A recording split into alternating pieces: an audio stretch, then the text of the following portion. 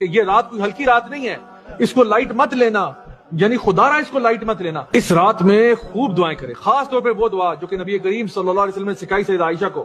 یہ وہ رات ہے جس میں فیصلے ہوں گے، کس کو اولاد دینی ہے، کس کے رزق میں اضافہ کرنا ہے، کس کے ساتھ کیا معاملہ ہونا ہے۔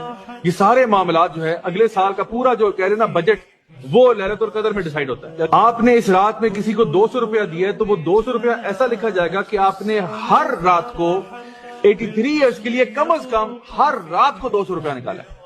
لیلۃ القدر یہ وہ رات ہے جو 1000 مہینے سے بہتر ہے۔ اللہ اکبر، اللہ سبحانہ تعالیٰ لیلۃ القدر کے اوپر ایمفسائز کر رہے ہیں۔ یہ وہ رات ہے جس میں فیصلے ہوں گے، یہ بہت پاورفل نائٹ ہے، لیلۃ القدر ہے، the night of power, the night of destiny۔ اس رات میں اگر تم عبادت کرتے ہوئے پائے جاؤ تو کیا ہی تمہارے فیصلے ہوں گے، اور اس رات میں اگر تم ٹائم کو ضائع کرتے ہوئے پکڑے جاؤ تو خود سوچو کہ تم اپنے اوپر ہی بدبختی کو دعوت دے رہے ہو۔ آپ اس رات میں 2 رکعت نفل پڑھے ہیں تو وہ لکھا یوں جائے گا کہ آپ نے کم از کم 83 ایئرز اینڈ 4 منتھس کے لیے ہر روز ہر رات کو 2 رکعت نفل پڑھے۔